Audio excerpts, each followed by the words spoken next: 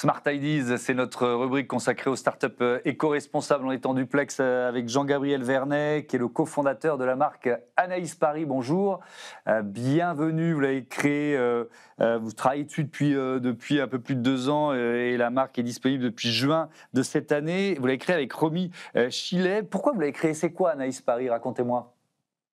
Alors, Anaïs Paris, c'est une marque de cosmétiques intégrale. Alors pour nous, la beauté, ça va au-delà de la simple apparence. Et en fait, on avait sur le marché beaucoup de marques qui s'occupaient principalement d'un côté du soin de la peau et d'un autre côté du soin du corps avec des compléments alimentaires. Et nous, on a voulu créer des synergies, des produits qui travaillent ensemble pour améliorer la beauté, l'apparence, mais aussi la santé de la personne.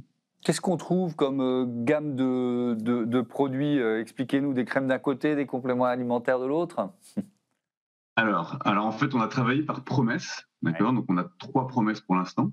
On a une promesse détox, on a une promesse hydratation et on a une promesse anti-âge. Et pour chaque promesse, on a créé donc des synergies de compléments alimentaires donc qui vont venir travailler avec des soins topiques. Donc pour l'instant, comme soins topiques, on a des sérums et des crèmes. Et dans chaque promesse et dans chaque produit, on a mis des ingrédients qui vont venir travailler en synergie.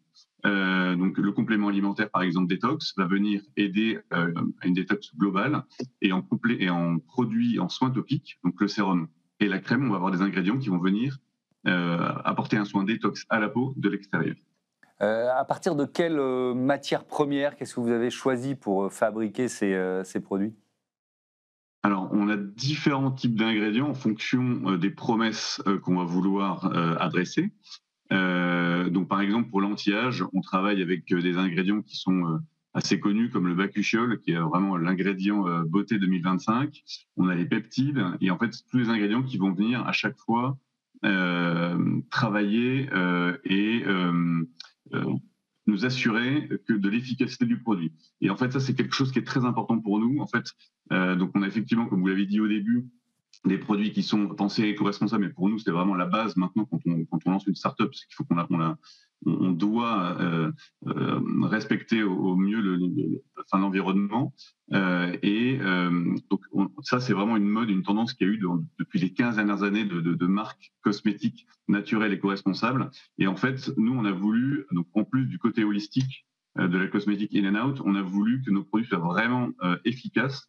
Et en fait, on travaille à chaque fois avec des ingrédients qui sont donc avec une efficacité reconnue et dans des concentrations importantes. Et donc sur tous nos packs, vous voyez qu'à chaque fois, on utilise 2% d'acide hyaluronique, 2% de bakuchiol, 3% de niacinamide pour vraiment affirmer et rendre transparente notre volonté d'avoir des produits efficaces. Ouais, cette dimension d'éco-responsabilité, ça passe par quoi? Le choix des emballages, le fait de produire en France ou en Europe, quel choix vous avez fait? Oui, alors il faut le voir de manière globale. En effet, donc il y a de tout. Donc il y a la production, il y a les produits qu'on utilise, les ingrédients, il y a les cartons. Donc de notre côté, on a voulu essayer de faire au maximum pour que tout soit écologique en ayant des produits attractifs, d'accord, donc qui soient désirables. Donc on a donc du coup des emballages tels que les tubes en plastique qui sont en plastique recyclé à 75%. Pareil pour les flacons en verre. Donc en fait, on va essayer que tous les emballages soient au maximum recyclés et évidemment recyclables. Ensuite, on va utiliser des ingrédients qui sont le moins contaminants possible pour l'environnement. On ne va pas utiliser de plastique, de diméthicone, on ne va pas utiliser de paraffine, etc., qu'on retrouve beaucoup dans la cosmétique classique, mais qu'on ne retrouve évidemment pas dans la cosmétique naturelle. Ensuite, on va essayer d'avoir des entrepôts qui sont logiquement distribués par rapport à nos lieux de commercialisation. Donc là, on commercialise en France et en Espagne. Donc on va avoir on appelle ça des lieux logistiques qui sont entre les deux. Ensuite, après, on va travailler avec des entreprises qui sont extrêmement sensibles à ça. Et donc, typiquement, les façonniers avec qui on travaille sont des façonniers qui sont habitués à tout ce qui est éco-responsabilité. Donc, ils vont avoir une énergie gérée, qui vont utiliser des ingrédients sourcés et le moins contaminants possible. Donc voilà, c'est en fait finalement voir toute la chaîne, donc de la production jusqu'à la distribution, et à chaque fois, à chaque étape, réfléchir sur qu'est-ce qu'il faut qu'on fasse de mieux pour que ce soit le moins contaminant possible, tout en Merci. gardant voilà, l'efficacité et la désirabilité. Merci beaucoup, Jean-Gabriel Vernet. Bon vent à Anaïs Paris. Voilà, c'est la fin de ce Smart Impact. Merci à toutes et à tous de votre fidélité à la chaîne des affaires à Smart for Change. Salut.